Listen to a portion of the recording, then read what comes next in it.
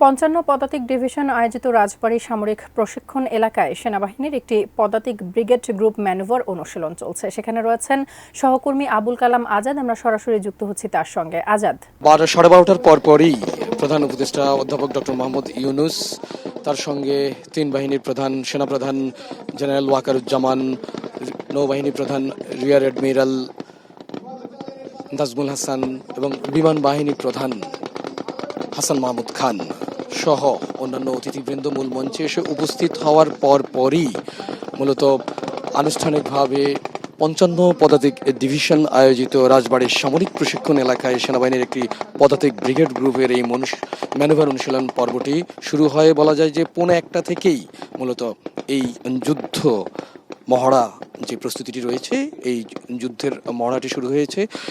প্রথমে আমরা দেখছিলাম যে বাম দিক থেকে একটি ট্যাঙ্ক আক্রমণ শানায়, তার পরবর্তীতে আরও একটি ট্যাঙ্ক বেরিয়ে আসে। এর প্রায় ১০-১৫ মিনিট পর বাংলাদেশ সেনাবাহিনীর একেবারে সুসজ্জিত সমরাস্ত্র নিয়ে তাদের একটি ব্রিগেড ডান দিক থেকে তারা তাদের যত ধরনের অত্যাধুনিক সমরাস্ত্র রয়েছে, বিশেষ করে কামান, এপিসি ভ্যান, তারপরে গোলন্দাজ বাহিনীর কামান, বিমান বাহিনীর কমান্ডো, হেলিকপ্টারে করে তারা গোলাবর্ষণের চেষ্টা করছে এই মুহূর্তে। এর পরবর্তীতে আমরা দেখলাম যে একে একে শত্রুপক্ষকে ঘায়েল করবার জন্য তারা তাদের যে আক্রমণ সেটি তারা এগিয়ে যাচ্ছেন। বাড়ি ঘর সব কিছু ধ্বংস করে দিয়ে শত্রুপক্ষের দিকে ধীরে ধীরে এগিয়ে যাচ্ছেন সেনাবাহিনীর চৌকস সেনা সদস্যরা। কোয়ালিটি সম্পন্ন আন্তর্জাতিক মানের CMT-500W CSRM, committed for better still। আগে বলেছিলাম আপনাকে যে সেনাবাহিনী যুদ্ধের একটি মহড়া দেওয়ার জন্য তারা এই যে শীতকালে সাধারণত তাদের যে মহড়াটি হয়ে থাকে, গত বছর সেটি অনুষ্ঠিত হয়নি। এবার তারা আটঘাট বেঁধেই আসলে এই মহড়াটি করবার জন্য প্রস্তুতি নিয়েছেন। ২ জানুয়ারি তারিখে এই মহড়াটি অনুষ্ঠিত হওয়ার কথা ছিল, বৈরী আবহাওয়ার কারণে স্থগিত করা হয়, কিন্তু তার আগেই ১৫-১৬ দিন আগ থেকে এই প্রস্তুতিটি তারা সম্পূর্ণ করেছেন।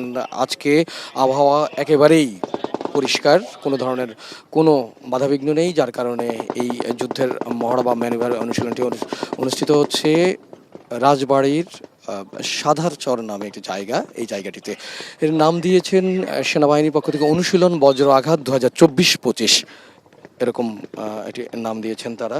আপনাকে আরও একটি বিষয় জানাতে চাই যে প্রধান উপদেষ্টা ডক্টর মোহাম্মদ ইউনূস তিনি বেশ আগ্রহ প্রকাশ করেছেন এই যুদ্ধ প্রস্তুতিটি দেখবার জন্য, যেখানে অত্যাধুনিক ট্যাঙ্ক, এপিসি, গোলন্দাজ বাহিনীর কামান, সমরাস্ত্রে সজ্জিত কমান্ডোরা অংশ নিয়েছে। একই সঙ্গে যুদ্ধ বিমান, হেলিকপ্টার এবং প্যারা কমান্ডোরাও অংশ নিচ্ছেন এই মহড়ায়। ৫৫ পদাতিক ডিভিশন আয়োজিত রাজবাড়ীর সামরিক প্রশিক্ষণ এলাকায় সেনাবাহিনীর একটি মাত্র পদাতিক ব্রিগেড তারা এই ম্যানুভার অনুশীলনটি করছেন, যেটিকে যুদ্ধের প্রস্তুতি সেরকম একটি একেবারে সত্যিকারের যে আবহটি যুদ্ধের রয়েছে সেটি তারা তৈরি করেছেন।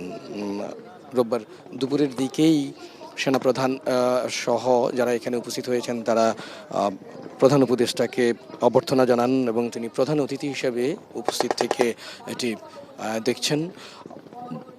আইএসপিআর থেকে জানানো হয়েছে প্রায় ১ ঘন্টা ব্যাপী এই অনুশীলনটি চলবে। বলা যায় যে সফলভাবে তারা কিভাবে আক্রমণ করছেন, তাদের প্রশিক্ষণ কতটা আধুনিক এবং যুগোপযোগী সেটি দেখবার জন্যই প্রধান উপদেষ্টা এখানে যোগ দিয়েছেন।